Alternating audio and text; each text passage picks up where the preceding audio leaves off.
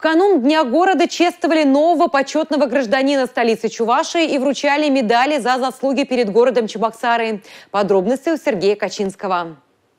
В 2023 году почетным гражданином Чебоксар стал бывший мэр столицы республики Николай Емельянов. Голосование за кандидатов проходило на портале «Открытый город». За Николая Емельянова проголосовали 46% опрошенных. Торжественная церемония награждения 42-го почетного гражданина Чебоксар состоялась на очередном заседании городского собрания депутатов.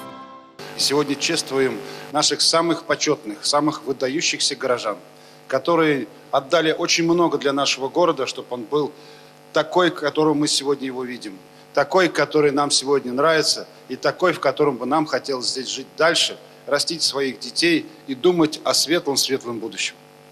Мы отдаем дань, уважение, говорим вам огромное спасибо за то, что вы, не покладая рук, строили город. При вас начиналось строительство таких микрорайонов, как Волжский. Сегодня мы видим то, что закладные элементы, которые были поставлены в ваше время, дали результаты тем, что мы гордимся своим городом.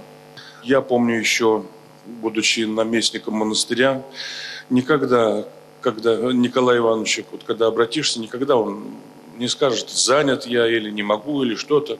Всегда примет, всегда выслушает, всегда окажет помощь. Николай Емельянов продолжает свою работу в должности заместителя директора по общим вопросам акционерного общества «Водоканал». Самое ценное у города что это? Жильцы, люди, которые в нем проживают. И все наши действия, натуги, потуги, желания направлены на то, чтобы им было комфортно, уютно, тепло, чтобы детишки рождались. Что ж, большое вам спасибо. А мы как работали, работаем, так и будем работать.